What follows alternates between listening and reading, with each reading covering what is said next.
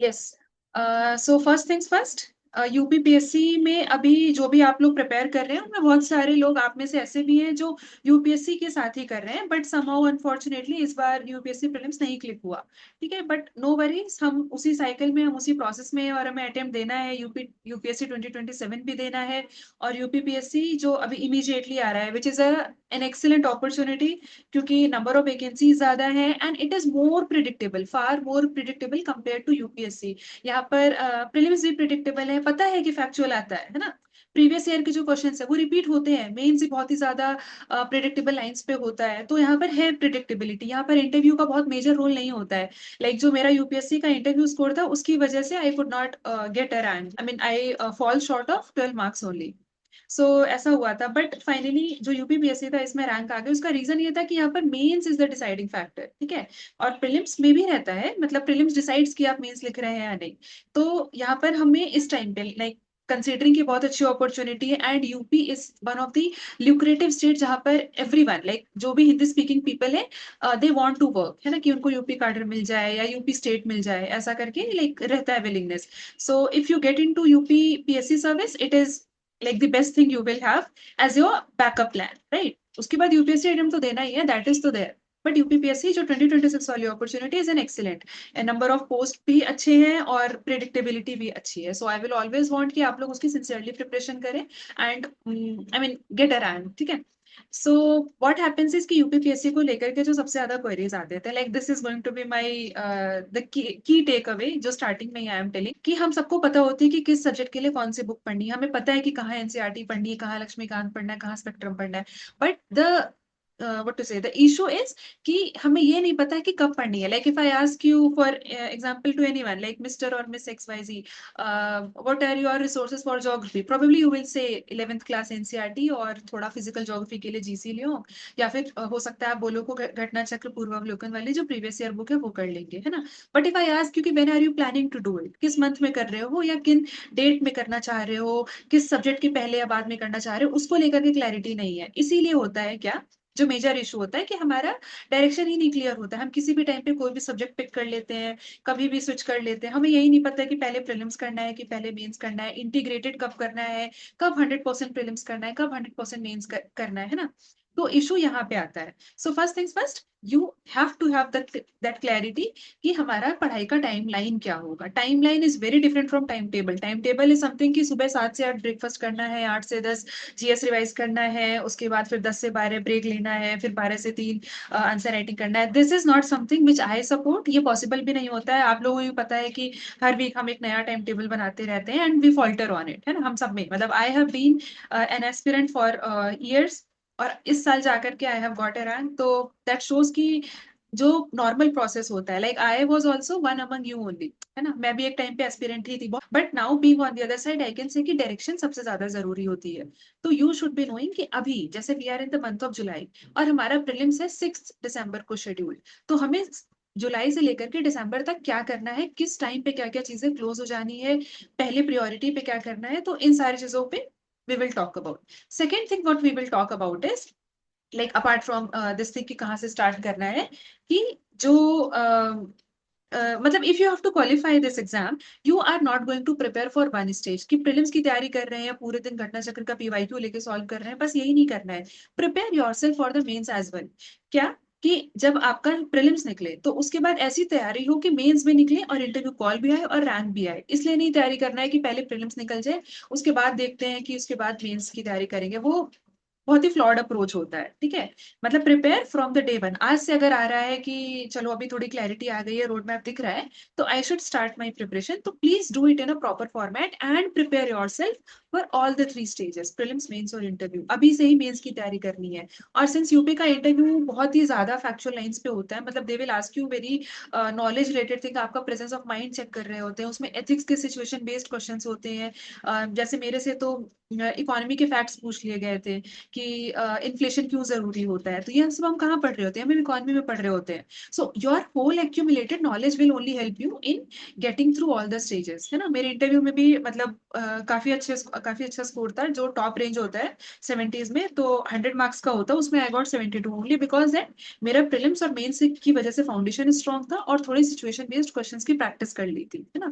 क्योंकि यहाँ पर आपको टाइम नहीं मिलता है, मेंस का रिजल्ट आता है उसके 10 दिन या एक हफ्ते के अंदर से आपका इंटरव्यू भी स्टार्ट हो जाता है। It is not that I am selling dream की इंटरव्यू की तैयारी आज से करनी है, आई एम सेइंग कि तीनों स्टेज को इंटीग्रेटेड रखना है। Prepare anything with complete presence of mind, कि समझ रहे हैं कि क्यों हो रहा है ये सारी चीजें, ठीक है। तो it will help you very well in mains, क्योंकि mains is the only deciding factor. तो तीनों स्टेज के लिए पैरेलली प्रिपेयर करना है। And the third thing which I will talk about is reference of previous year question, है ना।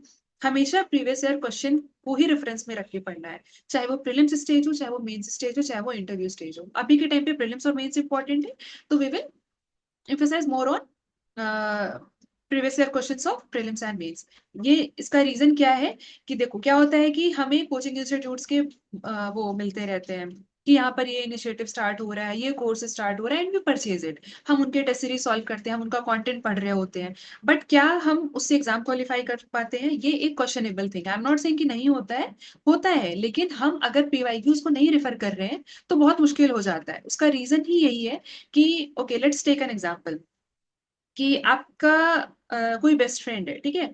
आपको उसके साथ कैसे रहना है, कैसे डील करना है, आप उसके जो स्ट्रेंथ्स है, वीकनेसेस है, आप उनके जो हैप्पी मोमेंट्स होते हैं या कब किस बात से वो ट्रिगर होते हैं, ये आप उनके साथ रह के समझ पाओगे, ना कि आप अपने किसी और दोस्त या किसी और कजिन्स के साथ डिस्कस करके समझोगे।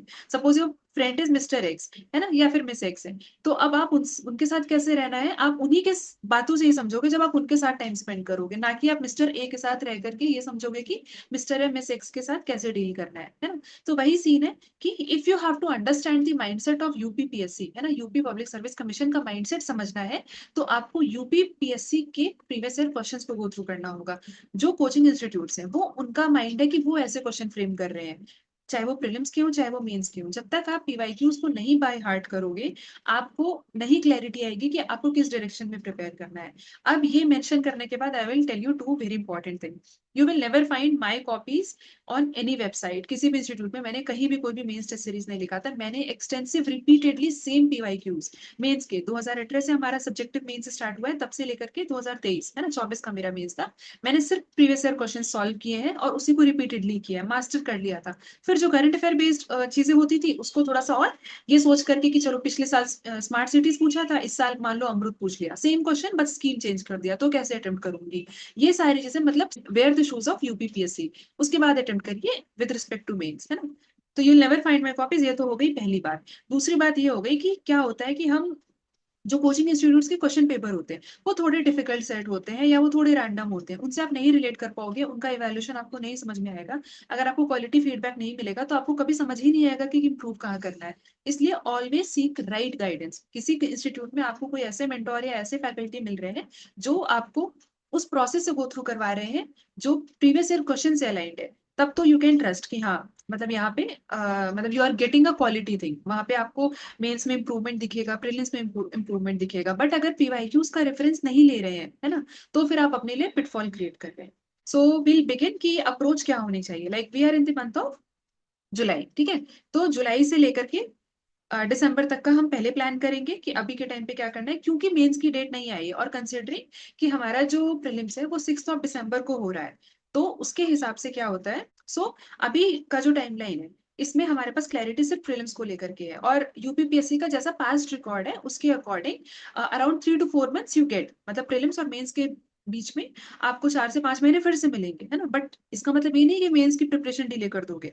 आप कम टाइम में मेंस प्रिपेयर करोगे तो आप बाकी बच्चों से नहीं अच्छा कॉम्पीट कर पाओगे। ये भी ध्यान रखना है कि रिलेटिव एग्जाम है, ये सिर्फ आपका टेस्ट नहीं हो रहा है, आपके जैसे 12-13 हजार बच्चे और मेंस लिख रहे होंगे। इनफैक्ट इस बार नंबर ऑफ पोस्ट ज्यादा है तो और ज्यादा बच्चे लिख रहे होंगे। और दूसरी चीज, यूपीएससी वाले भी एग्जाम दे रहे होंगे जो सोनली यूपीएससी की प्रिपरेशन कर रहे थे, बट अगर इस बार उनका प्रीलिम्स नहीं हुआ है तो वो बहुत ही मेहनत से और बहुत सिंसियरली यूपीपीएससी प्रिपेयर कर रहे होंगे और वो मेंस अभी कर रहे होंगे, तो आप अगर प्रीलिम्स की बात करोगे तो you will be left behind. आपके आंसर्स उतने अच्छे इंप्रूव नहीं होंगे जितना जो पहले, मतलब जो वही अर्ली स्टार्टर होता है, फर्स्ट मूवर, जो जितनी जल्दी स्टार्ट करता है वो उतनी जल्दी गंदे आंसर, जो आपके स्टार्टिंग के घटिया आंसर्स होंगे ना, वो सबके साथ होता है। मेरे भी अगर इनिशियल आंसर्स देखोगे तो इट वॉज ऑफुल, है ना। अब जब मैं आंसर्स अपने अभी जो रिसेंटली वाले हैं वो जब मैं देखती हूँ तो मेरे को लगता है कि यार कितना इंप्रूव हुआ है ना। तो अभी से आप स्टार्ट करेंगे मेंस की तैयारी, ठीक है। तो वो हमारे पास टाइमलाइन की क्लैरिटी होनी चाहिए। So first I will talk about very briefly कि जो कुछ मिस्टेक्स होते हैं जो हम यूपीपीएससी की प्रिपरेशन में usually we end up doing, है ना। तो वो पहले मैं थोड़े से मिथ्स हैं वो बस्ट कर दूंगी। तो मिथ्स एज इन मिस्टेक्स, है ना। मिस्टेक्स में क्या होता है कि जो कंफ्यूजन है, मिस गाइडेंस टाइप की चीजें जो रहती है, since I have been there, और मेरे तीनों ही स्टेज पे स्कोर ठीक ठाक थे, मतलब इतने अच्छे नहीं थे कि एसडीएम मिल जाए, एसडीएम बहुत कम मार्क्स से भी रुका है। पर ठीक है, इतना है कि आप लोगों को राइट डायरेक्शन मिल जाए, कोई मिस गाइडेंस हो तो वो हट जाए, है ना। So first we will talk about the number one thing which is कि हम हर सब्जेक्ट के लिए एक एक दो दो तीन तीन रिसोर्सेज पढ़ने लग जाते हैं। क्या होता है कि इस इंस्टीट्यूट का भी मटेरियल अच्छा लग रहा है, किसी ने बहुत कलरफुल डिजाइन कर दिया वो अच्छा लग रहा है। आप लोग को लग रहा होगा कि ये क्लीशे बात है, ये तो हर कोई कहता है, but this is a established fact.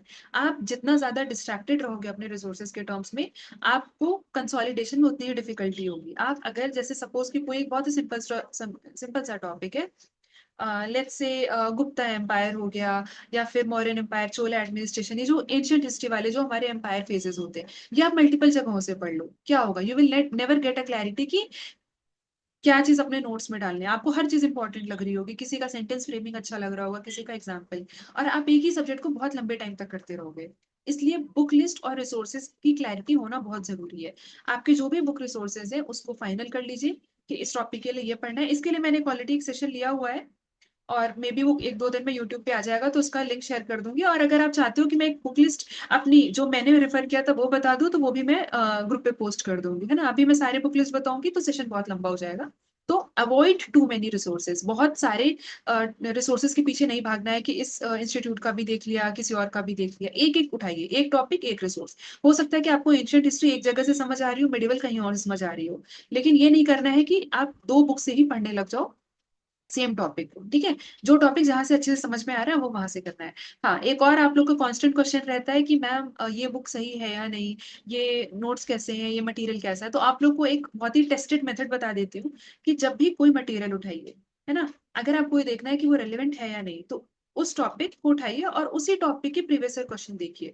Preferably पहले मेंस के देख लीजिए, कि क्योंकि मेंस में डिस्क्रिप्टिव क्वेश्चंस होते हैं। अब देखिए कि आपका जो भी मटेरियल, नोट्स या डॉक्यूमेंट जो भी आपने पिक किया है, उसमें वो प्रीवियस ईयर क्वेश्चंस कैसे एड्रेस हो रहे हैं। क्या आप उस नोट्स को पढ़ के प्रीवियस ईयर क्वेश्चन एड्रेस कर पाओगे, है ना। अगर कर पाओगे तो कंटिन्यू विद दैट, अगर नहीं कर पाओगे तो प्लीज डिस्कार्ड दैट, है ना। मतलब फिर कोई मतलब नहीं रह जाएगा कि आपको लाइक लेट्स से कि चोला एम्पायर के बारे में सब कुछ बताते जा रहे हैं सब कुछ, लेकिन जो एग्जाम में रिलेवेंट चीजें वही मिसिंग है। हम क्या करेंगे सारे रूलर्स के बारे में जान के, जब उसमें बेसिक चीजें ही नहीं है कि चोला एम्पायर के टाइम पे इकोनॉमी कैसी थी, वुमेन का पोजीशन कैसा था, ट्रेड कैसे थे, कल्चरल एक्टिविटीज क्या कर रहे थे, है ना।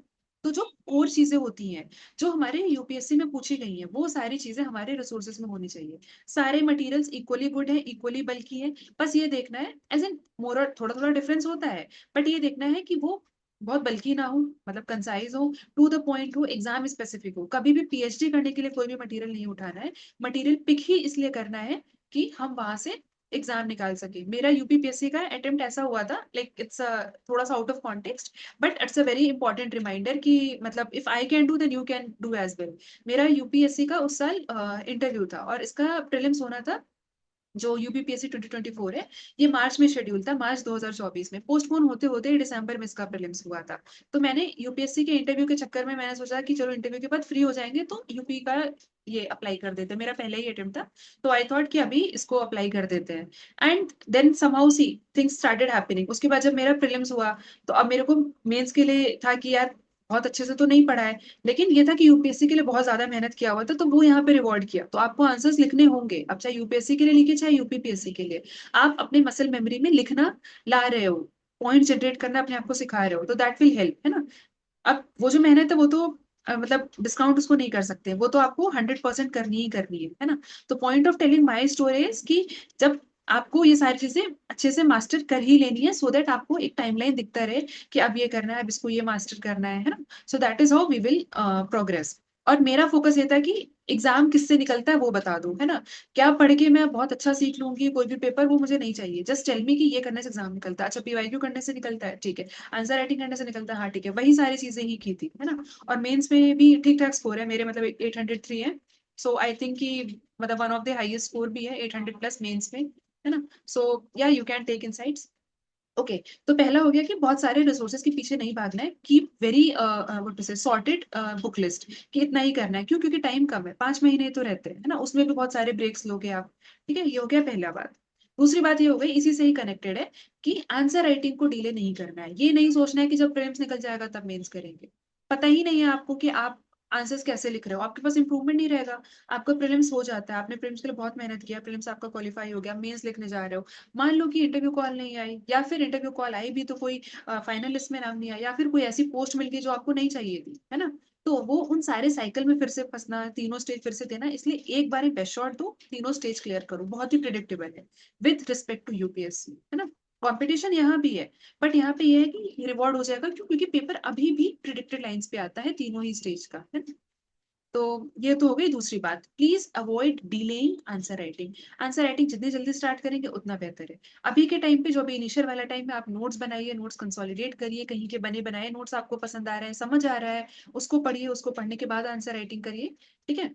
तो हाँ, अभी जब मैंने ये मिस्टेक बताया कि क्या अवॉइड करना है, कि आंसर राइटिंग डिले नहीं करना है, तो उसका सॉल्यूशन क्या है? सॉल्यूशन ये है कि इस दिन का नहीं वेट करना है जिस दिन सिलेबस कंप्लीट हो जाएगा, या जिस दिन सारे नोट्स बन जाएंगे तब मैं आंसर राइटिंग करूंगी या करूंगा, है ना। आंसर राइटिंग कब स्टार्ट करना होता है? जिस दिन आपने 8 पेपर, हमारे यूपीपीएससी में 8 पेपर्स होते हैं, Hindi essay and then 4 GSS and then GS 5 and GS 6। ठीक है, जब आप इन 8 पेपर के सिलेबस से गो थ्रू कर लेते हो, और 2018 से लेके 2025 के मेंस के क्वेश्चंस देख लेते हो, उसके बाद यू कैन स्टार्ट राइटिंग। आपको कुछ तो पता होगा। अगर मान लीजिए किसी साल ये पूछा है कि सुनामीज कैसे आते हैं, है ना, या फिर हो सकता है कि साइक्लोन पे कोई क्वेश्चन हो, या हो सकता है रिवोल्ट ऑफ 1857 पे, बहुत ही सिंपल क्वेश्चंस आते हैं यूपी के मेंस में, है ना। ये आपने देख लिया, अब आपने इसको अपने मटेरियल से पढ़ लिया। अब देखो कि क्या आप इसको 150 वर्ड्स या 250 वर्ड्स में लिख पाते हो या नहीं। वही की है ना। I know everything about revolt of 1857. You would be knowing everything about revolt of 1857. But अगर क्वेश्चन आ जाता है कि जो हमारा ये 1857 क्रांति के बारे में लिखना है, शॉर्ट नोट लिखना है, शॉर्ट नोट लिखना है कोई, या इमीडिएट कॉज लिखना है, या फिर ब्रिटिश का क्या रिस्पॉन्स लिखना है, क्या मैं वो 150 वर्ड्स या 250 वर्ड्स में लिख पाती हूँ या लिख पाता हूँ? ये बड़ा चैलेंज होता है। तो वो करके देखिए, हो सकता है कि आपका आंसर बहुत ही अच्छा हो सकता है कि आपको बहुत ज्यादा इंप्रूवमेंट की जरूरत हो, लेकिन जब तक आप नहीं लिखोगे आपको कभी पता ही नहीं चलेगा कि एरियाज ऑफ इम्प्रूवमेंट क्या है ना। तो please start writing answers the day you have read your syllabus and referred to previous year question. जिस दिन सिलेबस देख लिया, जिस दिन सारे पीवाईक्यूज देख लिया उस टॉपिक के, आप आंसर राइटिंग स्टार्ट कर सकते हो। ठीक है, नोट्स पढ़ो और लिखना शुरू कर दो, है ना। सुबह पढ़ लिया, रात को बैठ के एक दो आंसर्स लिख लिए, तभी तो आपका वो जो इनर्शिया है वो ब्रेक होगा। तो बेसिक ये है। ठीक है। तीसरा मिस्टेक जो अवॉइड करना है वो है कि प्रीवियस ईयर क्वेश्चंस को इग्नोर करना, जो मैंने स्टार्टिंग ऑफ द सेशन में भी एड्रेस किया है, कि पीवाईक्यूज आर द गॉड, है ना।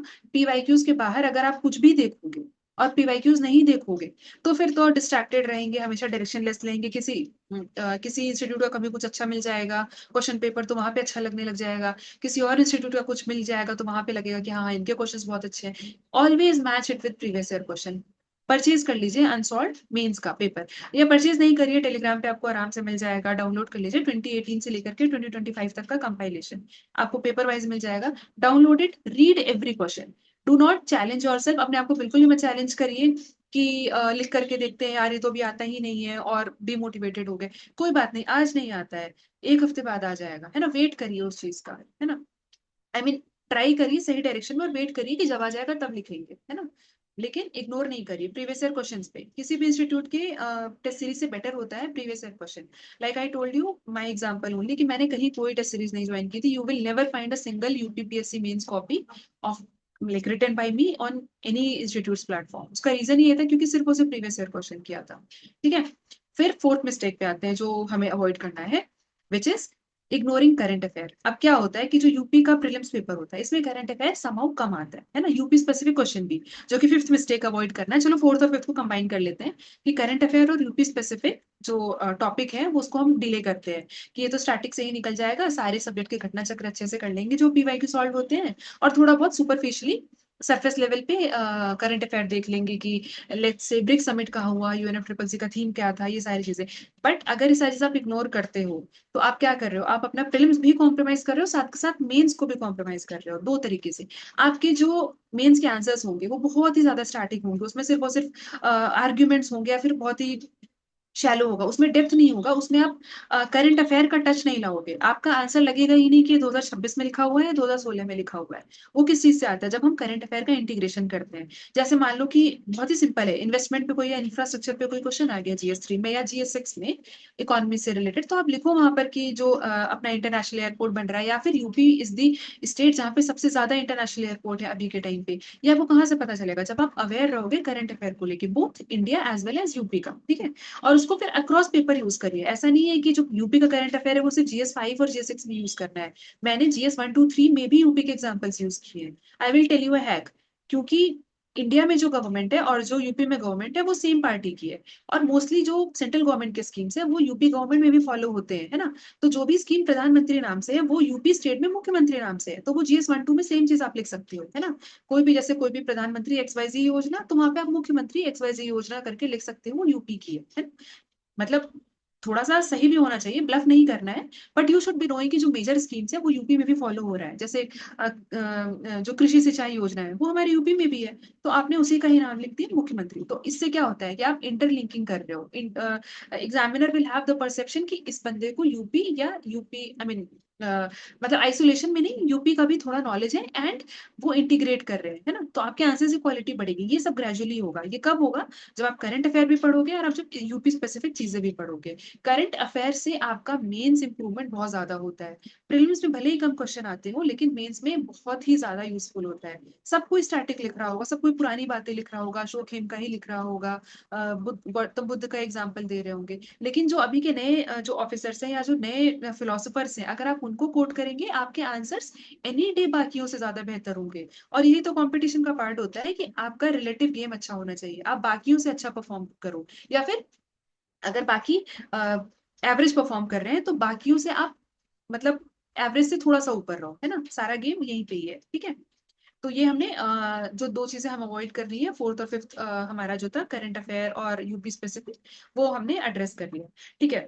तो करंट अफेयर के लिए अभी के टाइम पे what you can do is newspaper से स्टार्ट करिए, ठीक है। नेशनल न्यूज़पेपर पढ़िए, हिंदी मीडियम है तो कोई हिंदी का न्यूज़पेपर पढ़िए, इंग्लिश मीडियम है तो इंग्लिश का न्यूज़पेपर पढ़िए, लेकिन करंट अफेयर से टच में रहिए। उससे आपको ये पता चलेगा कि इंडिया लेवल मतलब नेशनल लेवल पे क्या हो रहा है, इंटरनेशनल लेवल पे क्या हो रहा है। ये दो चीजों की क्लैरिटी होनी चाहिए। साथ के साथ आपको यूपी स्पेसिफिक जो करंट अफेयर की कंपाइलेशन आते हैं, आप कोई भी रेफर कर सकते हैं। मैंने यूपी स्पेसिफिक के लिए मोस्टली जो यूपी गवर्नमेंट की वेबसाइट है वो रेफर करती थी। वो जो वेबसाइट है यूपी गवर्नमेंट की, आप सर्च करोगे आपको मिल जाएगा। उनकी वेबसाइट से जो भी न्यू डेवलपमेंट्स है वो, और साथ के साथ उसको देखिए। करंट अफेयर को कभी भी आइसोलेशन में नहीं पढ़ना है कि करंट अफेयर का एक नोट्स तैयार कर ले रहे हैं कि आज ये हुआ, कल ये हुआ, जुलाई में ये हुआ, अगस्त में। वो आप कभी नहीं रेफर करोगे जिस चीज से एसोसिएटेड है। जैसे आप मान लीजिए कि यूपी में कोई नई स्कीम लॉन्च हो रही है, ठीक है। अगर वो गवर्नेंस से रिलेटेड है तो आप उसको गवर्नेंस के नोट्स में डाल दीजिए, जीएस 2 वाले में एक कॉलम हमेशा साइड में रखिए और उसमें लिख दीजिए कि ऐसा ऐसा करके कुछ हुआ है। जीएस 3 से रिलेटेड है, कोई मान लीजिए कि कैपिटल एक्सपेंडिचर हो रहा है या कोई इंफ्रास्ट्रक्चर क्रिएशन हो रहा है ना, जो भी चीजें हो रही है, कहीं एयरपोर्ट बन रहा है, कोई एक्सप्रेस वे बन रहा है, तो वो जीएस 3 में भी ऐड करिए, जीएस 6 में भी ऐड करिए। करंट अफेयर का कोई अलग से नोट्स नहीं बनाना है ना। जो one liner current affair prelims के लिए इंपॉर्टेंट होते हैं उसके लिए तो बेस्ट है कंपाइलेशन पढ़ लीजिए, जहाँ पे सारे वन लाइनर फैक्ट्स हो। वो वहीं से ही एक साथ रटिए, वो आपको लास्ट में भी रिवाइज करने में हेल्प होगा। और वो इजीली रिप्रोड्यूस हो जाता है कि किसको कौन सा अवार्ड मिला, कहाँ पे कौन से स्कूल्स बने हैं, कौन सा नया सैटेलाइट आया, सारी चीजें प्रीलिम्स वाले स्पेसिफिकली अलग कर लेंगे। जो मेंस के लिए, जैसे जो आप अभी डे टू डे पढ़ रहे हो, न्यूज़पेपर में कुछ पढ़ रहे हो कि मान लीजिए कोई इंडियन डिग्निटरी है जो फॉरेन विजिट पे है, या फिर कोई फॉरेन डिग्निटरी है जो इंडियन विजिट पे है, तो वो जो भी चीजें चल रही हैं, जो भी कंट्रीज न्यूज में है, जो भी बॉडीज न्यूज में है, हो सकता है कि कोई ब्रिक्स समिट हो रहा है अभी आने वाले टाइम में, एससीओ का हो रहा है, कुछ भी हो रहा है, उसके आपको क्या क्या पता होना चाहिए, किस कंट्री में हो रहा है, थीम क्या है, और मेजर टेक अवे क्या था। टेक अवे कैसे पता करना है कि इंडिया का क्या कॉन्ट्रीब्यूशन था, है ना। मान लीजिए कि इंडिया ने बोला कि हम ग्रीन एनर्जी पे फोकस करेंगे, तो आप बस वो ग्रीन एनर्जी और जिस बॉडी के लिए हुआ है वो याद रख लीजिए। सेंटेंस तो आप फ्रेम कर ही लोगे ना। जिस चीज को भी हम प्रमोट कर रहे हैं, हम लिख लेंगे कि या in this summit also be vouched for, या फिर वी सपोर्टेड, या हम ऐसा कुछ लॉन्च करने का सोच रहे हैं, है ना। जैसे यूरोप के साथ ग्रीन एनर्जी हो गया, इलेक्ट्रिक व्हीकल हो गया, रिन्यूएबल एनर्जी हो गया, बहुत सारे हैं। कहीं पे क्रिप्टो करेंसी से रिलेटेड कहीं पर बात चल रही होगी, कहीं पे एआई रिलेटेड डेवलपमेंट चल रहे होंगे। आपको बस ये याद रखना है कि किस समिट या किस कंट्री के साथ इंडिया ने कौन सी बातें की है, क्लब करके कर लीजिए, इजी टू रिमेम्बर हो जाएगा, है ना। इस तरीके से करंट अफेयर को हम इंटीग्रेट करते जाएंगे अपने मेंस वाले नोट्स में। सिमिलरली यूपी स्पेसिफिक जो भी हम पढ़ रहे हैं, है ना, उसको कैसे प्रिपेयर करना है। जैसे यूपी को क्या होता है कि हम लोग इग्नोर करते हैं, सेम रीजन कि यूपी के प्रीलिम्स में क्वेश्चन बहुत कम आते हैं। ठीक है, वेल फेयर, कि मान मुश्किल से 10 क्वेश्चन भी नहीं आते हैं जो यूपी कोर यूपी के क्वेश्चन हो, ठीक है। तो क्या होता है कि अब इसको प्रीलिम्स के बाद देखेंगे, लेकिन ये देखिए कि यहाँ पर ऑप्शनल नहीं है।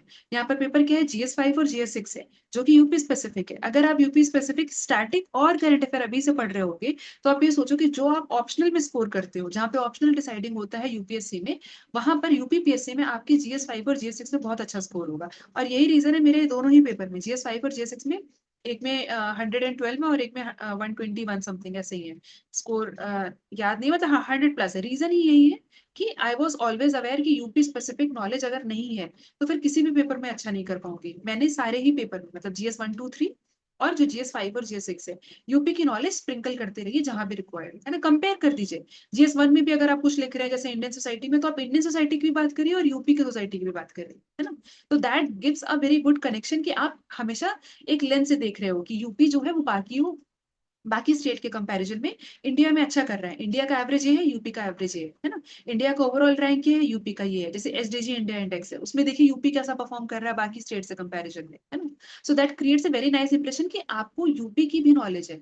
और of course the examiner is knowing कि ये स्टेट का एग्जाम है, तो आपको उसी अकॉर्डिंगली ही मार्क्स भी देते हैं, है ना। यहाँ पे कंटेंट से ज्यादा थोड़ा प्रेजेंटेशन, वैल्यू एडिशन बहुत मैटर करता है ना।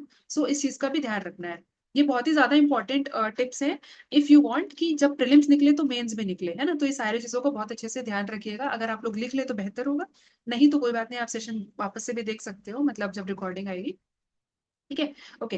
मूविंग ऑन, जो नेक्स्ट मिस्टेक है जो हमें अवॉइड करनी है, जो सिक्स्थ मिस्टेक है, वो है कि सब्जेक्ट्स को आइसोलेशन में देखना। क्या होता है कि हम ऐसे पढ़ रहे होते हैं कि हिस्ट्री पढ़ रहे हैं तो सिर्फ हिस्ट्री हिस्ट्री पढ़ते जा रहे हैं, हम उसको लिंक ही नहीं कर रहे हैं कि जो अभी जहाँ की भी हिस्ट्री है वो किस चीज पे डिपेंड करती है, कि पास्ट में उस पर्टिकुलर मतलब जो वो पूरा जो हिस्टोरिकल प्लेस था उसका रेलेवेंस क्या था। जैसे यूपी में बहुत इंपॉर्टेंट प्लेस है कन्नौज। कन्नौज की जो हिस्ट्री है वो उसकी ज्योग्राफी पे डिपेंड करती है ना।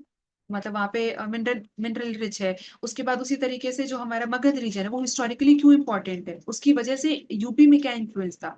तो हमेशा इंटरलिंकिंग बना के रखिए किसी भी सब्जेक्ट को। इकोनॉमी पढ़ रहे हो तो इकोनॉमी को ऐसे आइसोलेशन में नहीं देखना है, ऐसे देखिए कि बजट हो गया, फिर जो इकोनॉमी में हमारा इकोनॉमिक सर्वे आता है दोनों इंडिया का और यूपी का, हमेशा समरी। कभी भी फुल डॉक्यूमेंट के पीछे नहीं भागना है कि आज तो सब कुछ सीख लेंगे या एक्सपर्टीज क्रिएट कर लेंगे इस पर्टिकुलर इकोनॉमिक सर्वे में। बहुत ही मोटे मोटे होते हैं, एग्जाम के लिए जितना रिलेवेंट है सिर्फ उतना करना है। कहीं से समरी मिल जाए, कहीं से यूट्यूब मिल जाए, बस उतना। एग्जाम अलाइंड ही तैयारी करनी है, बोथ प्रीलिम्स और मेंस के लिए। कभी भी किसी भी चीज में PhD करने के पीछे नहीं जाना है कि एकदम ऑथेंटिक गवर्नमेंट वेबसाइट की मोटे से डॉक्यूमेंट से पढ़ेंगे और एकदम चीर फाड़ मचा देंगे, ये नहीं पॉसिबल होता है ना। वही करिए जो चीज फिजिबल है, प्रैक्टिकल है, और उसको आप अपने एग्जाम में रेप्लिकेट कर पाएंगे, प्रीलिम्स में भी और मेंस में भी। बहुत ज्यादा इन्फॉर्मेशन पढ़ लिया, अब स्टेटमेंट देके कंफ्यूजन हो रहा है कि 400 करोड़ का प्रोजेक्ट था कि 4000 करोड़ का था, इसलिए कम पढ़ो, रेलेवेंट पढ़ो कि एलिमिनेट कर पाओ या फिर मेंस में लिख पाओ, है ना। तो आइसोलेशन में नहीं पढ़ना है, हमेशा इंटरलिंकिंग क्रिएट करके रखना है ना, कि ज्योग्राफी हिस्ट्री सब कुछ ध्यान से पढ़ते जा रहे हैं। इसके लिए बेस्ट क्या होता है, इंडिया लेवल पे तो थोड़ा सा मुश्किल है, और यूपी का एग्जाम है तो बहुत ज्यादा आपसे बाकी स्टेट का एक्सपेक्ट भी नहीं करते हैं। यूपीपीएससी आपसे एक्सपेक्ट करते हैं कि आपको यूपी की अच्छी नॉलेज है, तो हमेशा यूपी का मैप देख करके बैठो, है ना। जैसे मिनरल डिस्ट्रीब्यूशन पढ़ रहे हो तो देखो कि जो बुंदेलखंड वाला रीजन है वहां पर कैसे टाइप के मिनरल्स हैं। फिर जैसे जैसे हम नॉर्थ जा रहे हैं, मिनरल्स का जो क्वालिटी है या नेचर है वो कैसे चेंज हो रहा है, किस चीज पर डिपेंड करता है, हिमालयन की प्रोक्सिमिटी पे क्या डिपेंड करता है, जो विंड सिस्टम है, मानसून है, बहुत सारी चीजों पर सब चीज इंटरडिपेंडेंट है ना। लेकिन उसके लिए आपको खुले दिमाग से पढ़ना होगा, सिर्फ सब्जेक्ट मतलब जो भी आप मटेरियल पढ़ रहे हो, अगर आप उसी को ही सिर्फ ऐसे पैसिव रीडिंग करोगे तो कभी नहीं क्लिक होगा। आसान काम करिए, हमेशा मैप बना लीजिए। एग्रीकल्चर पढ़ रहे हो तो ये देखो कि यूपी ईस्ट में क्यों बहुत ज्यादा पैडी कल्टीवेशन होता है, यूपी वेस्ट में क्यों बहुत ज्यादा वीट कल्टीवेशन होता है, क्या उसका कोई हिस्टोरिकल रीजन है? हाँ है, तो ग्रीन रेवोल्यूशन। क्या उसका कोई जोग्राफिकल रीजन है? तो हाँ, यूपी ईस्ट हमारा तेराई रीजन में आता है, तो वहां पर पैडी फील्ड में पानी की रिक्वायरमेंट ज्यादा होती है, इसलिए वहां पर पैडी कल्टीवेशन ज्यादा होता है ना। सो इसलिए अब आपके पास जो आउटस्टैंडिंग पॉइंट्स होंगे, वो आपके दिमाग हमेशा अपने आप से आपको प्रिपेयर करता रहेगा, है ना? मतलब ये आपको ग्रेजुअली मास्टर कर लेना है, ठीक है? और ये होता जाएगा, मतलब ऐसा नहीं है कि मुझे हमेशा से आता था। I was preparing for UPSC, UPPSC तो मैंने ऐसे बैकअप में दिया था, ठीक है? लेकिन जब भी पढ़ा है, हमेशा ओपन माइंड और एग्ज़ाम ओरिएंटेड पढ़ा है, कि इंटरलिंकिंग बना के रखेंगे। और इससे हाँ, एक जो बहुत ही ज़्यादा अच्छी चीज़ होगी, जब आप आंसर्स लिख रहे होंगे, तो आप 1-2 पॉइंट लिखने के बाद पेन उठा के सोचोगे नहीं कि अगला क्या लिखे, अगला क्या लिखे। हमेशा आपके पास डायमेंशंस रहेंगे। कि अच्छा चलो थोड़ा-सा इसको गवर्नेंस से एसोसिएट करके देखें कि यहाँ पर पॉलिटिकल इंस्टेबिलिटी भी तो ज़्यादा रहती है। क्या उसकी वजह से यहाँ की इकोनॉमी तो नहीं खराब है ना? या फिर फ्यूडलिज्म है इसलिए तो नहीं यूपी ईस्ट में अभी भी डेवलपमेंट कम है। तो इस तरीके से आप इंटरलिंकिंग सीख जाओगे। गवर्नेंस से भी लिंक कर रहे हो, पॉलिटी से भी लिंक कर रहे हो, हिस्ट्री से, ज्योग्राफी से अ, मतलब और भी जो कोई डायमेंशन होता है उससे भी आप हर चीज़ से लिंक कर पाओगे। जहाँ पे कुछ नहीं लिंक हो रहा है तो ठीक है, अगले डायमेंशन पे आ जाओ, कि इस वाले पे तो सपोज़ कि साइंस से कुछ नहीं चमक रहा है ना? कि यहाँ के कोई ग्रेट साइंटिस्ट नहीं याद आ रहे हैं इस रीजन के। कुछ और सोचेंगे कि वहाँ पर और क्या होता है, वहाँ का एग्रीकल्चर कैसा है ना? मतलब there are so many things. उसके लिए आपको बस ओपन माइंडेड होकर के पढ़ना पड़ेगा और यूपी का मैप इमेजिन, मतलब इमेजिन नहीं, बना लो और देखो कि क्लाइमेटिक ज़ोन्स कैसे हैं, हिस्ट्री कैसी रही है, ज्योग्राफी कैसी रही है, इकोनॉमी कैसी रही है, वो वेरिएशन, ठीक है? तो ये जो मेजर मिस्टेक्स है जो हम यूजुअली करते हैं, वो आपको अवॉइड करना है, ठीक है? उसके बाद आता है 7th मिस्टेक, व्हिच इज़ कि हर चीज़ के नोट्स नहीं बनाने हैं। मतलब आप लोग नोट्स शेयर करते रहते हो मेरे साथ कि मैम ये नोट्स एक बार देख लीजिएगा। समटाइम्स आई फील कि आप लोग तो खुद ही बुक लिखने लग जाते हैं। क्या क्यों लिखते हो, उसका रीज़न ही यही है कि आप जहाँ से भी पढ़ते हो आपको लगता है कि अरे हाँ यार, ये पढ़ के भी अच्छा लगा, ये तो बहुत ही काम की बात लग रही है, लिख दो अपने नोट्स में। आप ये सोचिए कि क्या आप उसको कभी एग्ज़ाम में लिख पाओगे? अगर आपके किसी एक टॉपिक पे ही 3-4 पेज के नोट्स हैं, तो आप उसको 150 वर्ड्स या 250 वर्ड्स में कैसे लिखोगे? वो भी तब जब आपको सिर्फ़ उस टॉपिक से रिलेटेड एक डायमेंशन पूछा जाएगा। ये बहुत ही रेयर होता है कि आपसे सीधा ये कह दें कि साइक्लोन ही समझा दो आज, है ना? वो आपसे बोलेंगे कि ट्रॉपिकल साइक्लोन के क्या-क्या फैक्टर्स होते हैं, कब आता है, कंडीशंस क्या होते हैं, है ना? टेम्परेट से कंपेयर कर दो, कहाँ-कहाँ आते हैं, कुछ ऐसी स्पेसिफिक चीज़ ही पूछेंगे ना, उसपे आप इतना ज़्यादा क्यों कंटेंट बना रहे हैं? इसलिए जब भी नोट्स बनाइए, 2-3 चीज़ें आपको ध्यान रखनी है कि आपके नोट्स पीवाईक्यूज़ को एड्रेस कर रहे हो, मेंस की ही मैं बात कर रही हूँ, कि जो मेन से पूछा हुआ है उसके जो क्वेश्चन है वो 100% एड्रेस कर रहे हो। अगर पूछा है कि सरदार पटेल जी का क्या कंट्रीब्यूशन था यूनिफिकेशन ऑफ इंडिया में, तो ये आपके पास डिटेल्ड होना चाहिए। अब इसमें लिखना क्या-क्या है, जो आपको याद नहीं रहता है। जैसे आपको अगर याद है कि कौन-कौन से रीजन्स को उन्होंने इंटीग्रेट किया था, तो उसपे डिटेल नोट्स नहीं बनाने। बस उसको मैप बनाओ और मैप में बेसिकली इंडिया का मैप बनाइए और उसमें मार्क कर दीजिए कि जूनागढ़ था, कश्मीर था और ये अपना हैदराबाद था। मतलब जो बेसिकली मेजर जो बाकी प्रिंसली स्टेट थे उनके अलावा जो हम 3-4 मेजर वो पढ़ते हैं कि कहाँ-कहाँ पर सरदार पटेल जी के स्पेशल एफर्ट्स थे, जहाँ पे ऑपरेशंस या ये प्लेबिसाइट हुआ, इंस्ट्रूमेंट ऑफ एक्सेशन साइन हुआ, ये सारी चीज़ें। ये भूलने की चीज़ होती है। लेकिन अगर आपको ये तीनों जगह याद है तो इन पे नोट्स मत बनाइए। मैप बनाइए, मैप में ही मार्क कर लीजिए, लिख दीजिए कि ऑपरेशन पोलो यहाँ हुआ था, इंस्ट्रूमेंट ऑफ एक्सेशन साइन हुआ था जेएनके में और जूनागढ़ में प्लेबिसाइट हुआ था। बस इतना इन्फॉर्मेशन इनफ है। ये देखते ही आपका दिमाग रिकॉल कर लेगा। तो थोड़ा-सा अपने दिमाग पे भी ट्रस्ट करिए कि हर चीज़ नोट्स में डिटेल नहीं लिखनी है, वही लिखना है जो डिफिकल्ट टू रिटेन है या जो भूल सकते हैं। और जो तीसरी मेजर चीज़ है नोट्स बनाते टाइम, वो लिखिए जो प्रैक्टिकली आप अपने आंसर्स में रिप्रोड्यूस कर पाएँ। आप अगर 2-2 3-3 4-4 लाइन के सेंटेंसेस लिख रहे हो और सोच रहे हो कि ये मैं नोट्स रिवाइज़ करते टाइम पढ़ूँगा और आंसर में लिख लूँगा या लिख लूँगी, ये इम्पॉसिबल है। मैंने भी नोट्स बनाए हैं जो कि स्टार्टिंग में बहुत ही ज़्यादा गंदे होते थे, बहुत डिटेल्ड नोट्स बनाते थे। बट उन सबको डिस्कार्ड करना पड़ा, क्यों? क्योंकि समझ मतलब nobody was there to tell us, है ना? कि नोट्स बहुत ही कंसाइज़ और बहुत ही टू द पॉइंट होने चाहिए। नोट्स बनाने का तरीका क्या होता है, सब कुछ नहीं लिखना होता है। वो लिखना होता है जो आप आंसर्स में लिखोगे, वो लिखना होता है जो प्रीवियस ईयर क्वेश्चन से पूछा गया है, वो लिखना होता है जो आपको नहीं याद हो रहा है। इसीलिए नोट्स हमेशा पर्सनलाइज़्ड होते हैं, है ना? ऐसा होता तो भाई 2013 में गौरव अग्रवाल सर टॉपर थे यूपीएससी के ऑफ कोर्स। उसके बाद फिर नहीं, मतलब हर साल एक ना एक फर्स्ट रैंक आते हैं। हर कोई एक ही टॉपर के ही नोट्स पढ़ रहा होता, नहीं करते हैं ना। लोग उस नोट्स को बेस बनाते हैं कि okay let me see this toppers notes, उसके बाद मैं अपने हिसाब से नोट्स बनाऊँगा या बनाऊँगी कि मेरे क्या स्ट्रेंथ है, क्या वीकनेस है। हो सकता है कि आपके टाइम पे कुछ चेंजेस आ गए हों, जैसे मान लीजिए कि जम्मू एंड कश्मीर ही आप पढ़ लो। तो अभी वो रीऑर्गेनाइज हो चुका है। वो एक टाइम के पहले 2019 के पहले वो पूरा एक स्टेट था, अभी वो 2 यूटीज हो चुके हैं, है ना। तो अभी आपके नोट्स मॉडिफाई हो जाएंगे बेस्ड ऑन रीसेंट चेंजेस, जो भी नए बदलाव आए हैं उस हिसाब से आपके लिए वो नोट्स बदल जाएंगे, अगर वो डायनेमिक टॉपिक है। दूसरा, आपको क्या इजी टू रिटेन लगता है, क्या चीज आपको पहले से पता है, क्या चीज आपको नोट्स में डालना है, ये आप अपने लिए डिसाइड करेंगे। आप अपने नोट्स बना करके आप किसी भी, ऑफ कोर्स अभी जब मैं हूँ सेशन में, आप लोग जानते भी हो, मतलब डीएम कर सकते हो या फिर मतलब हाँ ग्रुप पे भी शेयर कर सकते हो कि this is how I am making notes. आपको एक वैलिडेशन मिल जाएगा कि हाँ मैं सही कर रहा हूँ या कर रही हूँ, है ना। यही चाहिए। लेकिन डिटेल नोट्स नहीं बनाने हैं। Do not right everything you read. सिर्फ वो लिखिए जो पीवाईक्यू रेलेवेंट हो, जो आप अपने आंसर्स में लिख पाओ, और जो चीज डिफिकल्ट टू रिटेन या रिमेम्बर हो, आपको लग रहा है कि नहीं याद रहेगा, बस मैं बार बार इसलिए रिपीट कर रही हूँ क्योंकि फिर आप लोग फिर से ही कुछ ना कुछ 80-90 पेजेस का एक एक टॉपिक का नोट्स भेज देते हो और फिर बताते हो कि मैम बताओ ये कैसा है ना। तो आप ये खुद सोचो कि आप एक प्रैक्टिकली पॉसिबल ही नहीं है उसको रिवाइज करना। जैसे जीएस 1 आपका मॉर्निंग स्लॉट में है, जीएस 2 आपका सेकंड शिफ्ट में है, आप कैसे रिवाइज करोगे? सिर्फ पॉलिटी के ही आपके अगर 200 पेज के नोट्स है, फिर गवर्नेंस कैसे रिवाइज करोगे, सोशल जस्टिस कैसे रिवाइज करोगे, इंटरनेशनल रिलेशंस कैसे रिवाइज करोगे? इसलिए बहुत ही स्पेसिफिक। अभी से ही ऐसा नहीं है 1 पेजर बनाने हैं, बनाओ 2 पेजर 3 पेजर, लेकिन बहुत ही स्पेसिफिक होना चाहिए। धीरे धीरे कट डाउन होता रहेगा, है ना। जो चीजें आपको रट गई हैं वो आप नहीं लिखोगे, जब आप नोट्स अपने रिफाइन भी तो करते रहोगे ना। तो जो रट गई है वो हटाते जाओगे या फिर हाईलाइट कर लोगे, फिर जो हाईलाइटेड है सिर्फ वो पढ़ रहे होगे, है ना। तो वो रिफाइनमेंट भी प्रोसेस है, बट कहीं से तो स्टार्ट करना होगा। और नोट्स बनाने के लिए मतलब वी कैन डिस्कस कि कैसे बेसिकली नोट्स बनाने। इनफैक्ट वो डिस्कस करने की जरूरत भी नहीं है, मेरे नोट्स ऑलरेडी चैनल पे हैं, तो आपको रेफरेंस मिल जाएगा, या फिर आप किसी और टॉपर के भी नोट्स देख सकते हो, सबके ही अच्छे होते हैं। क्यों? क्योंकि उसी को पढ़ के दे हैव गॉट रैंक। ठीक है। ठीक है, moving to the last mistake which you should be avoiding strictly is being inconsistent in your preparation. अभी आप में से बहुत सारे ऐसे बच्चे हैं जिनको मैं पर्सनली जानती हूँ, जो यूपीएससी की भी प्रिपरेशन कर रहे हैं और यूपीपीएससी भी देने वाले हैं 2026 वाला। आप जब इंटीग्रेटेड पढ़ाई कर रहे हो तो ये इनकंसिस्टेंसी नहीं होनी चाहिए कि आज मैडम का सेशन हुआ है तो अगले 3-4 दिन तक का बहुत ही ज्यादा जोर लगा करके यूपी का पढ़ रहे हैं, उसके बाद 12-13 घंटे पढ़ लिया हर दिन, उसके बाद फिर डिप आ गया, मतलब मंडे आया, मंडे से फिर भूल गया और यूपीएससी के लिए कंफ्यूज हो गए। कोई और सेशन अटेंड कर लिया यूपीएससी का, अब लग रहा है कि यूपीएससी करते हैं, ऑप्शन करते हैं। Be consistent. अगर आप सिर्फ और सिर्फ यूपीपीएससी एम कर रहे हो तो उसके हिसाब से प्लानिंग करिए कि मेंस में क्या करना है, जीएस 5 जीएस 6 कैसे करना है, हिंदी कैसे करना है। अगर आप यूपीएससी के साथ कर रहे हो तो ऑप्शनल को अभी थोड़ा टाइम दो, मतलब अगस्त सितंबर तक का 3-4 घंटे हर दिन ऑप्शनल करते हो, अगर आप यूपीएससी कर रहे हो वो साथ में 2027 वाले अटेम्प्ट के लिए। ठीक है। उसके अलावा जो बाकी का टाइम है आप यूपी का मेंस कर सकते हो, क्योंकि जो जीएस 1 2 3 4 है वो तो दोनों में कॉमन है, सिलेबस पूरा ही सेम है, थोड़ा बहुत चेंज है ना। साइंस एंड टेक में हल्के चेंजेस हैं अपने यूपी वाले सिलेबस में, थोड़ा सा जीएस 1 डिस्क्रिप्टिव सिलेबस है, हल्का फुल्का जो चेंज है वो आप सिलेबस देख के ही समझ जाओगे, बट मोर और लेस सब कुछ ही सेम है ना। अगर यूपीएससी दे रहे हो तो ऑप्शनल अभी करिए, बाकी टाइम आपका यूपी का मेंस हो गया, उसमें आप हिंदी कर लो, चाहे जीएस 5 जीएस 6 कर लो, एक बार ऑप्शनल खत्म हो जाए उसके बाद जीएस 5 जीएस 6 स्टार्ट कर लो, जैसे भी करना वो हम डिस्कस कर लेंगे। वो क्योंकि वो पर्सनलाइज होता है, जैसे किसी का स्ट्रेंथ है ऑप्शनल, किसी का अच्छे से मास्टर हो चुका है और उनको मैंने कि जीएस 5 और जीएस 6 कभी नहीं पढ़ा है वो स्टार्ट करना, तो वो वहां से स्टार्ट कर सकते हैं, है ना।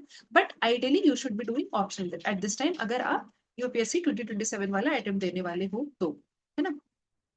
उसके बाद हाँ, तो इनकंसिस्टेंट वाली जो बात चल रही थी उसमें आ जाते हैं कंसिस्टेंसी पे। आपका जो पूरा टाइमलाइन है वो ऐसे डिवाइडेड होना चाहिए कि आपको क्लैरिटी रहे कि आगे आने वाले महीनों में मंथ्स के बेसिस पे हमेशा मैक्रो प्लानिंग करिए। और जो माइक्रो प्लानिंग होती है कि आज के दिन क्या पढ़ना है, जैसे कल हमारा 10 जुलाई आने वाला है, एक दिन बाद, है ना। तो उस दिन क्या करना है वो आप 9th को डिसाइड करोगे।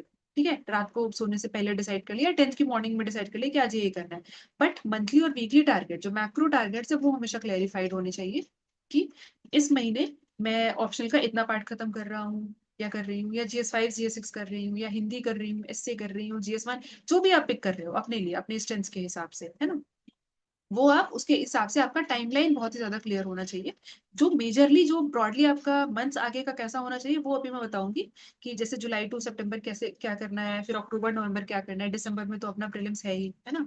फिर उसके बाद फिर यूपीएससी देने वालों का ट्रेजेक्ट्री अलग हो जाएगा। अगर आपको यूपीपीएससी के बाद प्रीलिम्स के बाद interview I am sorry mains की कॉल आ जाती है ना, मतलब 4-5 महीने मिलते हैं, तो होपफुली आप लोगों का जो यूपी का मेंस होगा वो मंथ ऑफ मई में पड़ेगा या फिर अर्ली जून में पड़ेगा, है ना, जैसा प्रीवियस ईयर ट्रेंड रहा हुआ है। जैसे मेरा जो प्रीलिम्स था वो 22 दिसंबर को था और मेंस था 29 ऑफ जून को, तो बहुत ज्यादा टाइम था। बट रिजल्ट आया था 28 ऑफ फेब को, तो जनवरी फरवरी कोई पढ़ाई नहीं हुई, फरवरी के बाद बेसिकली ज्यादा पढ़ाई हुई। है ना? तो ऐसे करके होता है, बट ठीक है, मतलब प्रीलिम्स के बाद रहेगा टाइम रिफाइनमेंट के लिए, स्टार्ट करने के लिए नहीं रहेगा। स्टार्ट तो मेंस का अभी से ही करना होगा आपको, है ना? और since this is a very golden opportunity, बहुत ही ज्यादा अच्छी वैकेंसीज है, इलेक्शन ईयर है, तो take advantage of that opportunity और get a rank, get into list. बहुत कॉन्फिडेंस बढ़ जाता है कि वर्थलेस नहीं है ना? जो सारी चीजें हम लोग को सेल्फ डाउट हो जाता है कि प्रीलिम्स नहीं हो रहा है, साइकिल में, इसी एग्जाम साइकिल में ही फंसे हुए हैं, तो इन सारी चीजों को लेकर के भी आप लोग को कॉन्फिडेंस आएगा। ठीक है, तो बी कंसिस्टेंट, अपना प्लान कर लीजिए कि मैं हर दिन 6 घंटे पढ़ता हूँ या पढ़ती हूँ, 8 घंटे है, जो भी आपका है उसी अकॉर्डिंग, और उसी में ही ब्रेक डाउन करना है, उसी में ही एडजस्ट करना है कि कितना करंट अफेयर को देना है, कितना यूपी का पढ़ना है, कितना यूपीएससी का पढ़ना है, वो पर्सनलाइज, मतलब it is going to be very individualistic, है ना? वो आपकी स्ट्रेंथ और वीकनेस के बेसिस पे डिसाइड हो जाएगा। यू कैन डिस्कस जो भी प्लानिंग कर रहे हैं आप, सबके पास मेरा टेलीग्राम आईडी है, व्हाट्सएप नंबर है, आराम से डीएम करिए कि मैम ये है मेरा आगे आने वाले महीनों का प्लान। इसमें अगर आपको लग रहा है कि किसी को मैं ओवर डू कर रही हूँ, जैसे मान लीजिए कि आपने 3 घंटे करंट अफेयर को ही दे दिए, है ना, like for example, so we can discuss कि इतना टाइम देना चाहिए या नहीं देना चाहिए, है ना? या कोई GS1, GS2, मतलब जो भी पेपर को लेकर के रहता है कंफ्यूजन, वो 1-to-1 बेसिस पे क्लैरिफाई हम कर सकते हैं। ठीक है, तो ये तो हो गए हमारे बेसिकली जो कुछ मिस्टेक्स है जो हमें स्ट्रिक्टली अवॉइड करने हैं अगर we want to prepare in an exam oriented manner. ठीक है, अगर सीखने के लिए पढ़ रहे हैं तब तो फिर 2-3 साल लगा करके मान लीजिए कि एक एक पेपर एक एक साल में सीख रहे हैं, है ना? एग्जाम ओरिएंटेड पढ़िए, सॉर्टेड रहिए, जल्दी से लिस्ट में नाम लाइए और feel secure. Now moving ahead, next जो डिस्कस करना था वो है सिलेबस। जो सिलेबस जानना बहुत ज्यादा जरूरी है। यूपी, अभी हम वापस we are back to UP, ठीक है? यूपी स्पेसिफिक बात कर रहे हैं कि यूपी पीएससी की अगर तैयारी कर रहे हो तो आपको प्रीलिम्स और मेंस का सिलेबस अच्छे से पता होना चाहिए। हिंदी पेपर में क्या क्या टॉपिक्स आते हैं, इसमें जैसे अनसीन पैसेज आता है, बेसिकली गद्यांश, हिंदी पेपर है तो let me use Hindi terms. तो गद्यांश आता है, पत्र लेखन हो गया जिसमें आपको कार्यालय आदेश, तार लेखन हो गया, अधिसूचना है। बहुत ही स्कैरी वर्ड्स लग रहे होंगे जो हिंदी सॉरी इंग्लिश मीडियम वाले हैं, बट मैंने भी सीखा, आप भी सीख जाओगे। और यूपीएससी मेंस में भी हिंदी क्वालिफाइंग पेपर था तो उतना कभी सीरियसली नहीं लिया था, बट जब यूपी का मेंस का कॉल आया तो हिंदी को लेकर सीरियसनेस आई। क्यों? क्योंकि यहाँ पर डिसाइडिंग फैक्टर होता है। जो हिंदी मीडियम वाले बच्चे होते हैं उनके लिए बहुत ही स्कोरिंग होता है, 150 मार्क्स का पेपर होता है, और इसमें उनके इजिली 100+ आते हैं। क्यों? क्योंकि यहाँ पर नंबर कटते हैं, गलती करते हैं, है ना? आप क्या ही गलत करोगे, आई मीन सॉरी, आप वहां पर कुछ ऐसा तो है नहीं कि आपका ओपिनियन जानना है कि वहां पर 10 में से 4 या 10 में से 5 नंबर मिल रहे हैं। वहां पे अगर आपने सब कुछ सही लिखा है तो आपको फुल मार्क्स मिलते हैं। बस वो जो गद्यांश में होता है उसमें क्या होता है कि संक्षेपण बोलते हैं, हाँ, संक्षेपण करना होता है, शीर्षक देना होता है, सारांश लिखना होता है, वही प्रेसी राइटिंग टाइप का। पत्र लेखन हो गया कि आपको किसी अथॉरिटी को अगर कोई मतलब ऑफिशियल लेटर लिखना है बेसिकली, है ना, वो अधिसूचना नोटिफिकेशन को बोलते हैं। तार होता है, तार लेखन टेलीग्राम को बोलते हैं, है ना? ऐसे बहुत सारी चीजें होती हैं। तो ये क्या होते हैं, किसको भेजा जाता है, कौन भेज सकता है, मतलब जैसे ऐसा होता है कि इंडिविजुअल टू डिपार्टमेंट जा रहा है या इंडिविजुअल टू इंडिविजुअल जा रहा है। जैसे आप मान लीजिए कि एसडीएम है, आप आईएएस को लेटर लिख रहे हैं, ऐसा होता है, या किसी ऑफिस को लिख रहे हैं, जैसे like let's say department of telecom, है ना, किसी इंडिविजुअल से। तो इन सब में थोड़े जो डिफरेंसेस भी होते हैं, ये सब भी डायरेक्ट क्वेश्चन आते हैं। क्या है, ये बहुत स्कोरिंग है, बस एक बार आपको रट लेना है, समझ के रट लीजिए कि अधिसूचना नोटिफिकेशन पब्लिक को एड्रेस करने के लिए लाया जाता है ना, जैसे प्रेस रिलीज वगैरह होते हैं। तो उस तरीके से छोटे छोटे डिफरेंसेस होते हैं। ये भी डायरेक्टली पूछ लेते हैं कि परिपत्र क्या होता है, किस किस प्रकार के होते हैं, कौन किसको प्रेषित करता है ना, कौन प्रेषक है, कौन प्रेषित है, इसमें विषय कहाँ लिखते हैं, किस किस को इसकी कॉपीज जानी होती है, मतलब प्रॉपर फॉर्मेट होता है। तो उसी अकॉर्डिंगली ही प्रिपेयर करिए। Hindi is very scoring subject. I will tell you कि मेरा हिंदी में, जैसा मैंने आपको भी थोड़ा सा अपने बारे में बैकग्राउंड बताया, कि मेरा हिंदी से बहुत टाइम से टच में नहीं थी, बट फिर भी I worked really hard for Hindi paper, और सिर्फ प्रीवियस ईयर क्वेश्चन बेसिस पे ही किया था।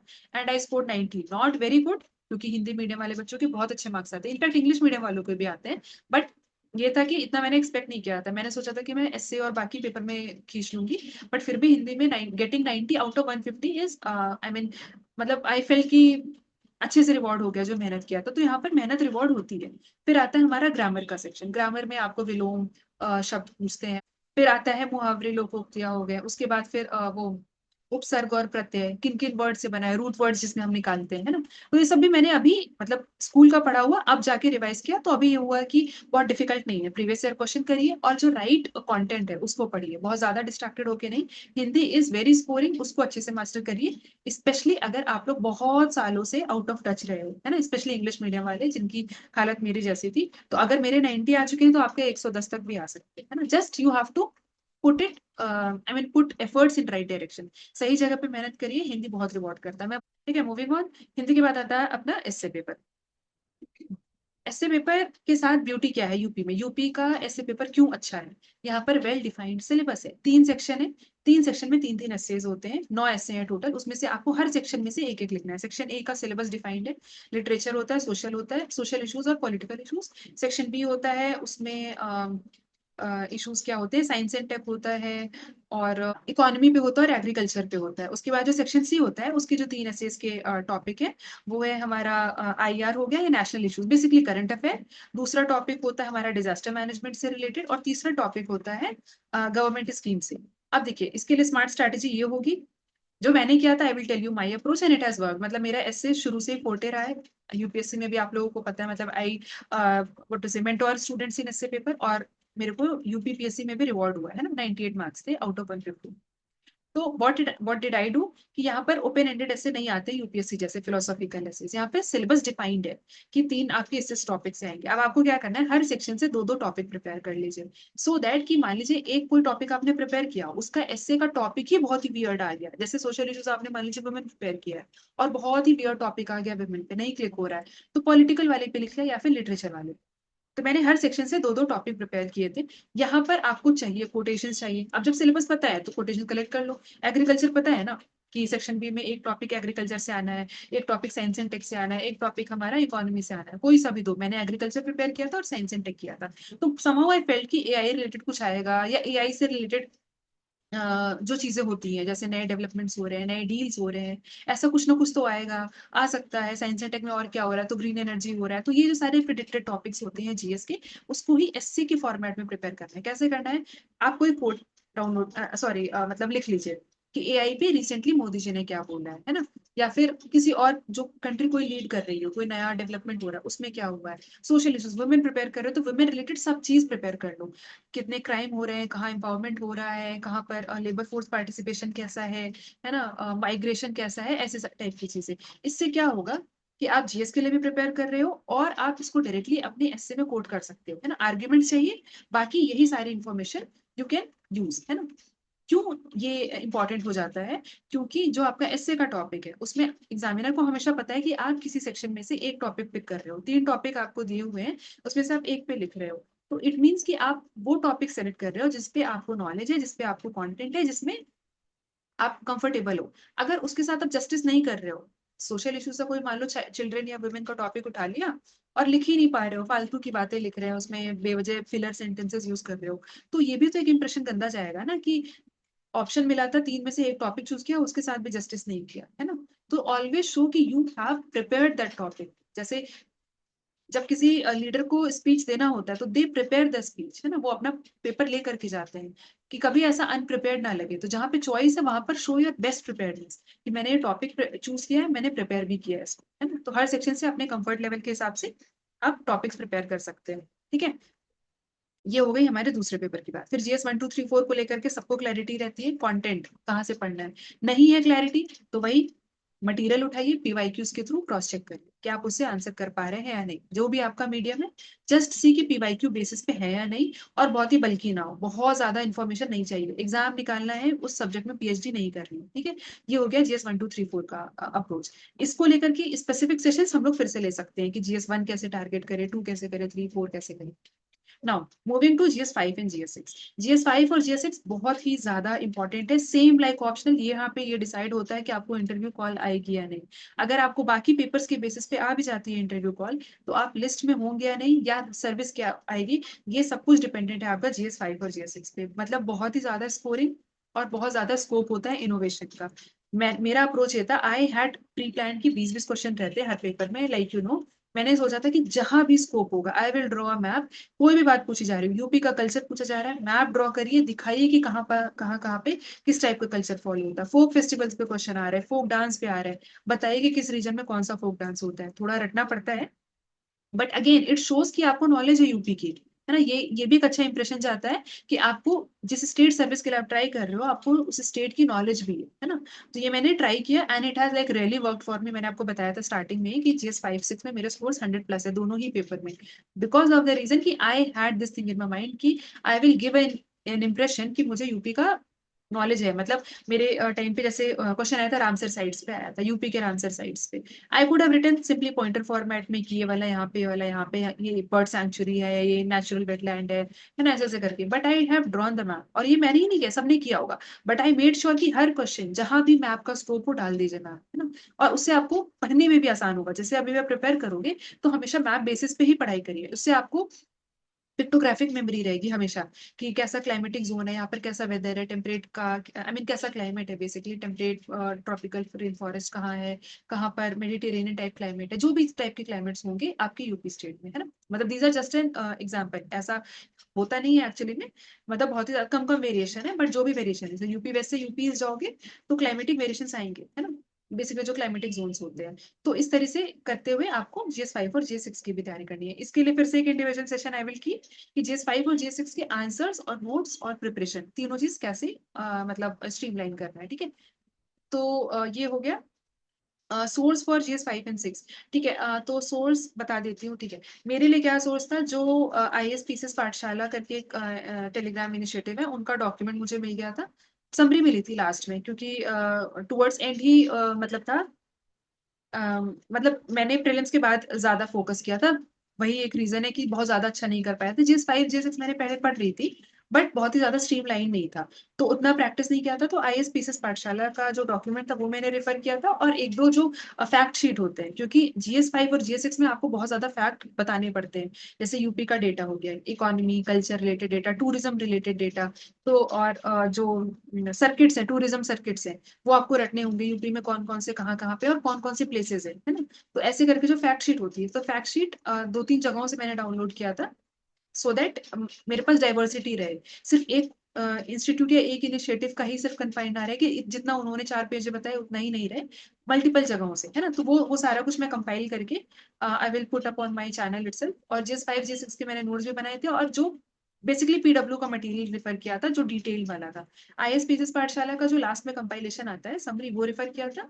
जो डॉक्यूमेंट था वो था PW का, बहुत ही अच्छा एक्सटेंसिव कवरेज है, पूरा सिलेबस आपको गो थ्रू करवा देंगे, वो मेरा बेस मटेरियल था, ठीक है। PW का डॉक्यूमेंट है, उसकी PDF है, वो आई शेयर। वो मोस्टली हाईलाइटेड है, जहाँ पे हाईलाइटेड नहीं है उसका मतलब ये है कि मैंने उसके हैंड रिटन नोट्स बना लिए थे, ठीक है। तो वो एक बार मैं डॉक्यूमेंट शेयर कर दूंगी, और होपफुली अगर इस बार का अपडेटेड आ गया होगा PW का, तो वो आपको उनके वेबसाइट से मिल जाएगा, ठीक है। And this is not at all a promoted video, जो मैंने रेफर किया था, I am telling you people that only, ठीक है। तो मतलब वो मेरे लिए वर्क किया था, प्रोबेबली आप लोग को भी हेल्प मिलेगी, ठीक है। GS 5 GS 6 में थोड़ा सा डाइवर्सिफाई करना है, इट इज नॉट मीनिंग कि आप मल्टीपल रिसोर्सेज पे जाओगे, इट इज जस्ट कि आपके पास हर पर्सपेक्टिव से फैक्ट होने चाहिए। It can be data, it can be initiative, जैसे एजुकेशन रिलेटेड जितने भी इनिशिएटिव है यूपी में, सब आपको पता होने चाहिए, चाहे वो पहले के रहे हो, चाहे वो अभी के रहे हो, जो भी नए आ रहे हैं, जो भी नए डेवलपमेंट है, सब कुछ पता होना चाहिए, ठीक है। तो things will work like this. ये हो गया 5 और 6 के बारे में। 5 और 6 को लेके एक सेपरेट सेशन आई विल की, वो मेरा प्लान था। ये बहुत लंबा हो जाता है, इसलिए भी आई एम अवॉइडिंग डेलिबरेटली बहुत ज्यादा उसमें इन डेप्थ में जाना, ठीक है। Okay, moving on to next important thing, I think जो कि हमारे सेशन का लास्ट डिस्कशन भी है, वो है टाइमलाइन। कि अभी we are in the month of July, जुलाई से लेकर दिसंबर, जब तक हमारा जो डेट हमारे पास है 6 दिसंबर प्रीलिम्स का, उसके बाद मेंस की डेट नहीं आई है, बट एज्यूम करें कि मई या जून मंथ में होगा, तो मई मान के चलते हैं, क्योंकि तभी क्लैरिटी भी रहेगी, है ना। तो एज अर्ली एज मई में होगा। और जो भी रूमर्स चल रहे हैं कि प्रीलिम्स पोस्टपोन होगा, इन सारे मतलब चक्करों में नहीं पड़िएगा, इनसे टाइम खराब होता है, कुछ नहीं होता है ना। अल्टीमेटली क्या होता है कि जो नॉन सीरियस एस्पिरेंट्स होते हैं, आप उनके क्लब में आने लग जाते हो, कि वेट कर रहे हैं कि कब एग्जाम पोस्टपोन होगा। प्रिपेयर इट बिकॉज बहुत अच्छी अपॉर्चुनिटी है, एंड इतने ज्यादा vacancies, specially for good post, जो टॉप की पोस्ट है, SDM DYSP और ACGST, इन सबके बहुत ही अच्छे नंबर ऑफ पोस्ट है इनमें। आना विल बी लाइक, आप धीरे धीरे प्रमोट होकर के बहुत ही अच्छे लेवल पे भी जा सकते हो, जस्ट इन केस आपका UPSC क्लिक नहीं होता है। क्यों? क्योंकि UPSC में number of attempts are limited, of course आप लोग ये भी चाहोगे कि UPSC जो है उसमें भी हो जाए, बट ठीक है, अभी अगर ये ट्राई कर रहे हैं तो सिंसियरली करेंगे। तो yeah coming back to the main discussion about timeline. तो अभी जुलाई से लेकर सितंबर तक का, मतलब जुलाई अभी हम 10 जुलाई से कंसीडर कर ले, तो 10 जुलाई से लेकर के हमारा जो 30 सितंबर है, तब तक का हम इंटीग्रेटेड प्रिपरेशन करेंगे, प्री एंड मेंस, ना अकेले प्रीलिम्स करना है, ना अकेले मेंस करना है। अब इंटीग्रेटेड में क्या है कि अगर आपने फाउंडेशन पहले से कर रखा है, फाउंडेशन एज इन कि आपको GS का जो कॉन्सेप्ट है सारे पेपर्स के, सारे टॉपिक्स के, है ना। अगर आपके पास उस सारी चीजों के नोट्स हैं, आपने कहीं से पढ़ रखा है, क्लास देख रखी है, क्लासरूम में बैठ के कोर्स किया है, कोई नोट्स पढ़ रखे हैं, नोट्स बना रखे हैं, you are good to go to start answer writing. ठीक है, ये आपकी इंटीग्रेटेड तैयारी, आप उसको रिवाइज कर रहे हैं और आंसर्स लिख रहे हैं। तो अभी का टाइम होगा कंप्लीटली इंटीग्रेटेड वन। इसमें सिर्फ और सिर्फ आप जीएस के नोट्स नहीं, इसके साथ साथ आप यूपी का जो जीएस 5 है, UP special papers, basically GS 5 और जीएस 6 एक्सटेंसिवली स्टार्ट कर दीजिए।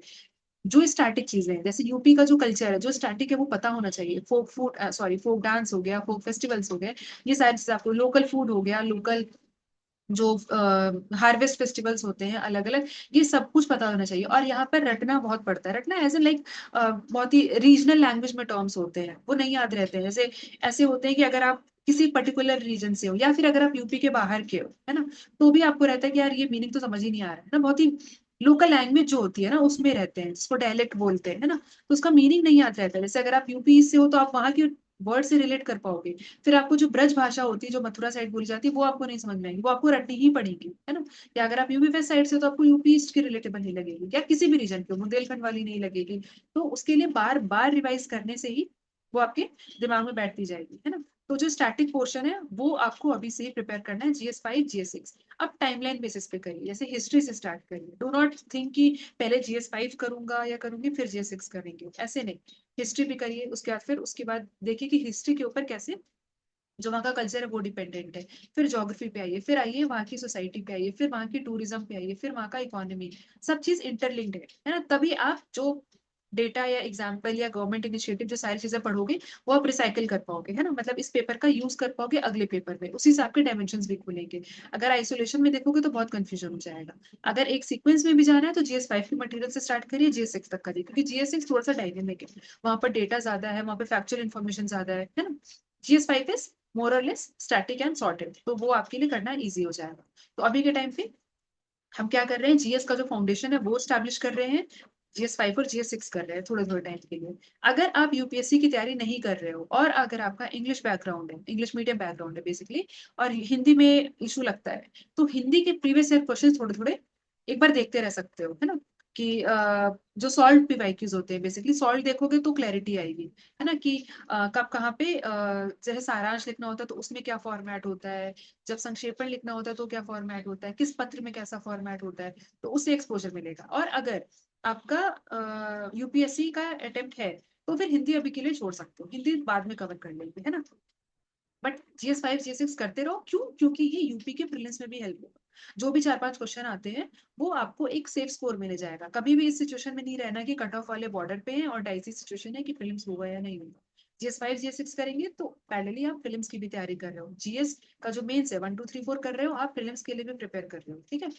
तो अभी के टाइम पे प्रीलिम्स के जो प्रीवियस ईयर क्वेश्चंस वाली जो बुक होती है, घटना चक्र वाली है, जो सब्जेक्ट वाइज सॉल्व पीवाईक्यू से, पूर्वावलोकन नेम से, वो स्टार्ट कर सकते हो प्रीलिम्स के लिए। उसमें क्या करना है कि सब्जेक्ट वाइज जाना है, सारे सब्जेक्ट के नहीं, हिस्ट्री, साइंस एंड टेक और अपना ज्योग्राफी, ठीक है, वो जरूर से जरूर करने हैं। उसके अलावा इकोनॉमी आप स्किप कर सकते हो, क्योंकि इकोनॉमी में कोर इकोनॉमी रिलेटेड क्वेश्चंस नहीं आते। आपको अगर थोड़ा बहुत बेसिक पता है कि टर्म्स क्या होते हैं, फिस्कल पॉलिसी के, मॉनेटरी पॉलिसी के, इन्फ्लेशन रिलेटेड टर्म्स, तो आप वो सिंपल क्वेश्चन कर लोगे।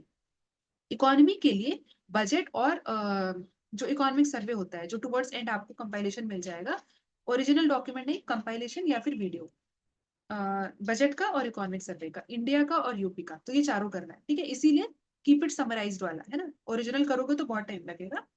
तो समरी और जो यूपी स्पेसिफिक जो इनिशिएटिव्स होते हैं ना, यूट्यूब चैनल, आप वो रेफर कर सकते हैं। इसके अलावा मिसलेनियस चीजें होती हैं, जैसे एग्रीकल्चर हो गया, फॉरेस्ट सर्वे डेटा हो गया, मिनरल्स हो गए, यूपी में क्या क्रॉप्स प्रोडक्शन हो रहा है, किस चीज में इंडिया में कहाँ पे रैंकिंग है यूपी की, है ना। जैसे स्पेसिफिक क्रॉप्स की, पोटैटो में इंडिया, सॉरी, यूपी की क्या रैंकिंग है इंडिया में, या फिर फर्स्ट कौन है इंडिया में, है ना, पोटैटो क्रॉप में। जो बेसिक मेजर क्रॉप्स हैं सबके, नहीं, राइस, व्हीट, पोटैटो, जो भी प्रीवियस ईयर क्वेश्चंस में आ चुके हैं, आपको आइडिया मिल जाएगा जब आप पीवाईक्यूज करोगे प्रीलिम्स वाले, ठीक है। तो मिसलेनियस अभी करना भी नहीं है, ये सेकंड फेज में करना है, ठीक है। अभी के टाइम पे क्या करना है, एक बार समराइज कर देती हूँ आपको। जो आपके जीएस का फाउंडेशन है वो आप स्ट्रॉन्ग करोगे, which will help you in UPSC as well as UPPSC, दोनों का साथ में हो रहा है। जीएस 5 और जीएस 6 करोगे स्पेसिफिक टू यूपीपीएससी मेंस। अगर आपका यूपीएससी का अटेम्प्ट नहीं है 2027 वाला, तो फिर आप हिंदी स्टार्ट कर सकते हो, अगर है तो बाद में कर लेंगे, ठीक है। लेकिन ये चार चीज करनी है, मतलब हमारे चारों जीएस और जीएस 5 और जीएस 6। यूपीएससी का अटेम्प्ट है तो हिंदी की जगह ऑप्शनल करने लगेंगे, ठीक है। बाकी जो एक घंटे का या 1.5 घंटे का स्लॉट ऐसा बना लीजिए जिसमें आप करंट अफेयर कर रहे हैं, आप नेशनल करंट अफेयर पे ज्यादा ध्यान दे सकते हो अभी, और यूपी स्पेसिफिक करंट अफेयर पे थोड़ा सुपरफिशियली पढ़ लिया, जैसे न्यूज़पेपर के थ्रू कर लिया। और 1 घंटे आप 1 या 2 घंटे दे सकते हो जो अपना ये है घटना चक्र, पूर्वावलोकन, सब्जेक्ट वाइज पीवाईक्यू। 2 घंटे तब दोगे जब आपका प्रीलिम्स का इशू, अगर प्रीलिम्स का इशू नहीं है ना, तो आप 1 1 घंटे भी डेली कुछ कुछ सवाल पकड़ के कर सकते हो, 60 70। अब वो उतनी मोटी बुक रहती है 700 800 पेज की, उसको कैसे कवर करना है? आपको सिर्फ और सिर्फ यूपीएससी और यूपीपीएससी वाले क्वेश्चन सॉल्व करने हैं, और अगर बीपीएससी में इंटरेस्ट है ना, तो बीपीएससी भी कर लोगे। बाकी जो स्टेट के दिए रहते हैं उसमें, जैसे छत्तीसगढ़ पीएससी का, महाराष्ट्र पीएससी का, ये इग्नोर कर दो। कॉस्ट बेनिफिट रेशियो बहुत कम होता है, कभी फ्यूचर में हो सकता है आपको कोई बोल दे कि ये तो पहले झारखंड पीएससी में पूछा था, छत्तीसगढ़ पीएससी में पूछा था, कोई बात नहीं, पूछा होगा। लेकिन अगर अभी सारे स्टेट के करने लग जाओगे ना, तो वो फिर वो घटना चक्र नहीं कंप्लीट होगी। तो प्रायोरिटी पे यूपीएससी, यूपीपीएससी, एंड स्पीड अच्छी आ चुकी है, दूसरी बार करने जा रहे हो तो बीपीएससी भी इंक्लूड कर सकते हो, ठीक है। इसके बियॉन्ड नहीं। मैंने सिर्फ और सिर्फ यूपीएससी और यूपीपीएससी किया था, ठीक है, क्योंकि उसमें नीचे लिखा रहता है कि किस स्टेट में पूछा गया था। इग्नोर कर दो बाकी के स्टेट्स, अगर बहुत ही स्टैंडर्ड क्वेश्चन है तो 1 2 बार देख लिया, वैसे तो जरूरत नहीं पड़ेगी। बहुत ही फिल्टर्ड प्रिपरेशन करेंगे तो ऑर्गेनाइज रहेगा, दोबारा से रिवाइज करने में भी इजी रहेगा, ठीक है। तो ये हो गया अभी जुलाई टू सितंबर का टाइम है। Coming to October November, 2 month रहते हैं क्योंकि 6 दिसंबर को तो अपना प्रीलिम्स ही है। अक्टूबर ऑनवर्ड्स आप 100% प्रीलिम्स कर रहे हो। 100% prelims means PYQ year wise भी कर रहे होगे, और जो अपना घटना चक्र वाला है उसको एक दो राउंड अगर हो चुके हैं, वैसे तो नहीं हो पाएगा क्योंकि आप मेन ज्यादा कर रहे होगे, तो आप दूसरा राउंड कर रहे होगे, और उस 2 महीने में उसको 2 बार और कर लेना है ना। उससे क्या होगा कि आपको मतलब ये होगा कि पीवाईक्यू जो बेसिकली रिपीट होता है यूपीपीएससी में आराम से रिपीट होता है। ऑप्शंस बदल देते हैं, मैच दो कॉलम के जो एक इस साल का उठा लिया, 2 मैच दो कॉलम के टर्म्स और 2 किसी और साल के उठा लिया, और उससे एक प्रॉपर वो बना दिया क्वेश्चन, है ना। ऐसा ही होता है, मतलब स्पेशली ज्योग्राफी में ऐसा होता है कि कोई और प्लेस ले लिया, कि कोल सबसे ज्यादा कहाँ पाया जाता है, आयन, ये किसी एक साल में आया होगा, और किसी और साल में आया होगा कि माइका कहाँ सबसे ज्यादा पाया जाता है, और एल्यूमिनियम। तो जब आप पीवाईक्यू 2 से 3 बार कर चुके होगे दिसंबर से पहले, तो ये सारी चीजें आपकी मसल मेमोरी में होगा, आपको देख के एलिमिनेशन आराम से लगता है। यहाँ पे एक भी याद आ गया तो बहुत ही कंफ्यूजिंग ऑप्शंस नहीं होते हैं, यहाँ पे आराम से आप क्लिक कर लोगे, है ना। तो यहाँ पर घटना चक्र इसीलिए बहुत ज्यादा ऑर्गेनाइज मैनर में करना है। सारे स्टेट के एग्जाम्स को नहीं होल्ड करना है। कभी कभी ऐसे एमपीपीएससी का कोई क्वेश्चन होगा, तो वो बहुत ही एमपी का स्पेसिफिक रीजन से पूछा होगा, वो आपको जगह पता भी नहीं होगा अगर आप यूपी या फिर आप एमपी के नहीं हो, है ना। तो इसलिए आई यूज टू अवॉइड, सिर्फ यूपीएससी और यूपीपीएससी करिए, और वर्स्ट केस में बीपीएससी कर दो, ठीक है, क्योंकि थोड़े इनके क्वेश्चंस मोर और लेस मैच कर जाते हैं, ठीक है। बट प्रिफरेबली यूपीएससी और यूपीपीएससी, ये आप कर रहे हो अक्टूबर नवंबर वाले साइकिल में एक्सटेंसिवली। अब यहाँ पर 2 3 चीजें और ऐड होंगी। One liner current affair, both national current affair as well as UP का करंट अफेयर। अभी आपने जो जुलाई से लेकर के सितंबर तक का आपने जीएस 5 और जीएस 6 पढ़ा होगा, उससे आपको डिस्ट्रिक्ट की क्लैरिटी आ चुकी होगी। जो यूपी के फैक्ट्स होते हैं बेसिकली, यूपी का जीके, कि कौन कौन से हरप्पन साइट्स हैं यूपी में, कौन से रामसर साइट है, ये सब आप स्टैटिक में पढ़ चुके हो सितंबर एंड तक का। अब आप इसके जो करंट अफेयर है, जैसे मान लीजिए कि कोई नया डेवलपमेंट हो रहा है रामसर साइट का, आपको पता होगा, है ना, क्यों? क्योंकि आपने स्टैटिक में पढ़ लिया है। तो अभी हम क्या कर रहे हैं अक्टूबर और नवंबर में, एक्सटेंसिवली जो पूरा ईयर लॉन्ग हमारा वन लाइनर फैक्ट्स होते हैं वो पढ़ना है। मैंने क्या रेफर किया था, स्टडी फॉर सिविल सर्विसेज करके चैनल होता है मतलब उनका जो पीडीएफ था वो मैंने पीडीएफ मिल गई थी मुझे, और जो उनका यूट्यूब वीडियो होता था, यूट्यूब वीडियो में प्ले करती थी, वो उसी पीडीएफ को रीड कर रहे होते थे, क्योंकि वन लाइनर है, वन लाइनर याद करना बहुत मुश्किल होता है। आई दृष्टि is a very good book, मुझे पता है आप में से बहुत सारे लोग आई दृष्टि के लिए भी पूछेंगे, तो आई दृष्टि बहुत अच्छी बुक है, सब कुछ कवर करता है, बट वो वन लाइनर फैक्ट मुझे आइसोलेशन में नहीं समझ आते थे, नहीं याद होता था। आई वॉज नोइंग कि ये मेरी लिमिटेशन है, कि मुझे अगर आप एक सिर्फ फैक्ट फैक्ट फैक्ट बताते जाओगे, 4 पेज में 100 200 फैक्ट हो जाते हैं, इतना नहीं याद रहता था। तो it use to be like कि मैंने वीडियो लगा लिया उसी सेम इनिशिएटिव का जिसकी वो पीडीएफ है ना। तो वो बोलते जा रहे हैं और मैं स्क्रॉल करके मार्क हाईलाइट करते जा रही हूँ, और मुझे वही वीडियो 2 3 बार, तो उन्हीं की स्पीड से मेरा पीडीएफ कंप्लीट हो जाता था। मेरा एम ये था कि एग्जाम निकालना है, सीख लिया, है ना। तो उन्हीं की स्पीड से आई यूज टू डू दिस, जो स्टडी फॉर सिविल सर्विसेज का करंट अफेयर का ईयरली कंपाइलेशन होता है ना।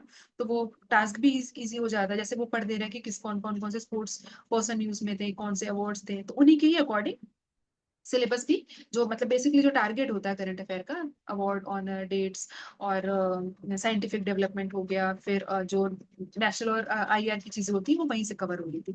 आप आई दृष्टि करना चाहते हो वहां से कर सकते हो, किसी और इंस्टीट्यूट का करना चाहते हो वो कर सकते हो, it is up to you. The only aim is कि आपको एट द एंड प्रीलिम्स के क्वेश्चन सही सॉल्व करने हैं, है ना।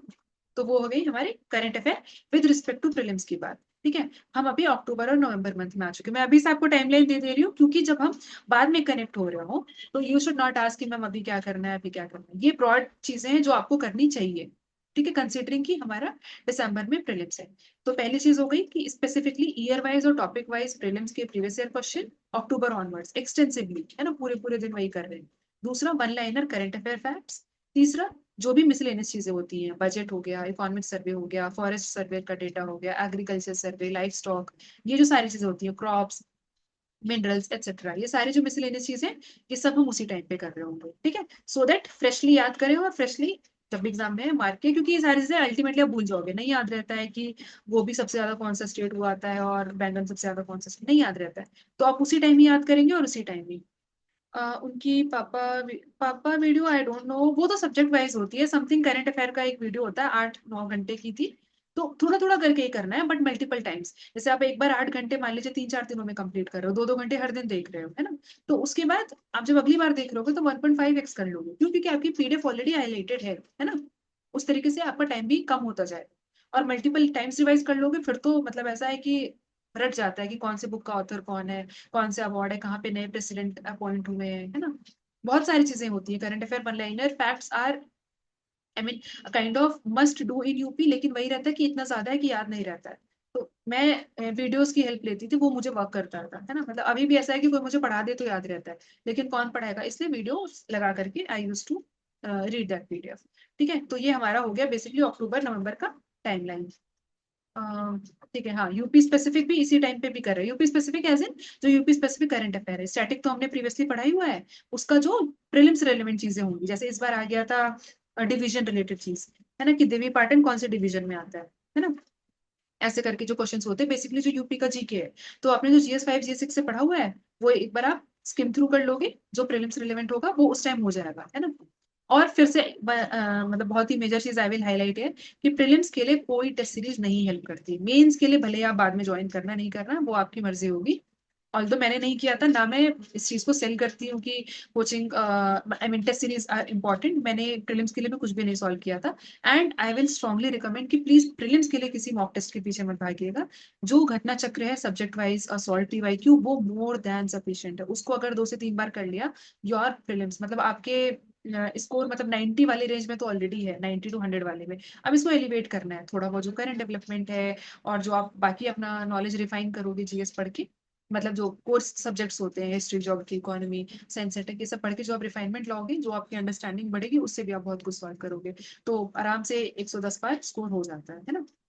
Please do not join any mock test for prelims. Solve only and only PYQ, year wise, subject wise, and do extra में सिर्फ करंट अफेयर, इंडिया का, यूपी का। ठीक है, सो ये था मतलब बेसिकली इस सेशन का एजेंडा। और जितना मतलब मैंने प्लान किया था वो I have delivered. Will I share that everything on my channel. और आप लोग को जो भी हेल्प लगे you can reach out to civil science team. ठीक है, अभी वहीं पे ही प्रेजेंस है मेरा, मतलब सारे जो भी इनिशिएटिव्स आने वहीं से ही आएंगे। 100% वहीं पे ही प्रेजेंस है, किसी और प्लेटफॉर्म पे नहीं है। तो सिविल साइंस और बाकी आप लोग के पास टेलीग्राम आईडी है, व्हाट्सएप नंबर है, कनेक्ट करिए जब भी आप लोग को ठीक लगे। So thank you everyone for joining, और it was a long session, so thank you for your patience.